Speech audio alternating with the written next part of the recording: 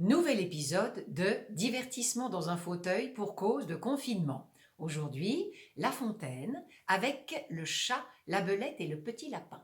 Petite note, le personnage du chat s'appelle Raminagrobis et Grippeminot. Du palais d'un jeune lapin, Dame Belette, un beau matin, s'empara. C'est une rusée. Le maître étant absent, ce lui fut chose aisée. Elle porta chez lui ses pénates un jour qu'il était allé faire à l'aurore sa cour parmi le thym et la rosée. Après qu'il eut trotté, brotté, fait tous ses tours, Jeanne au lapin retourne au souterrain séjour. La belette avait mis le nez à la fenêtre. « Ô dieux hospitaliers, que vois-je ici paraître ?» dit l'animal chassé du paternel logis. « Oh là, madame la belette, que l'on déloge sans trompette, ou je vais avertir tous les rats du pays !» La dame au nez pointu répondit que la terre était au premier occupant. C'était un beau sujet de guerre qu'un logis où lui-même il n'entrait qu'en rampant.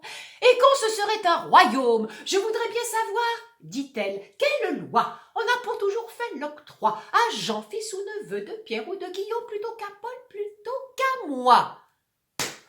Jean Lapin allégua la coutume et l'usage, ce sont, dit-il, leurs lois qui m'ont de ce logis rendu maître et seigneur, et qui, de père en fils, l'ont de Pierre à Simon, puis à moi, Jean transmis, le premier occupant, est celui de loi plus sage. Or bien, sans crier davantage, rapportons-nous, dit-elle, à Raminagrobis.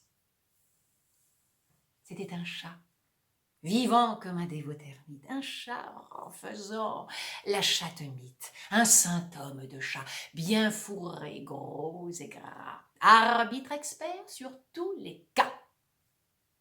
Jean Lapin, pour juge, l'agrée.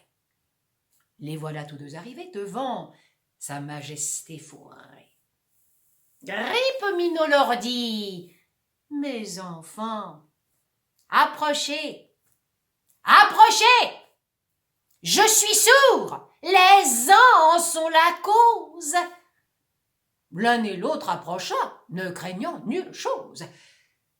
Aussitôt qu'à portée il vit les contestants, Grippeminot, le bon apôtre, jetant des deux côtés la griffe en même temps, mit les plaideurs d'accord en croquant l'un et l'autre. Ceci ressemble fort au débat qu'ont parfois les petits souverains se rapportant droit. Nouvel épisode bientôt.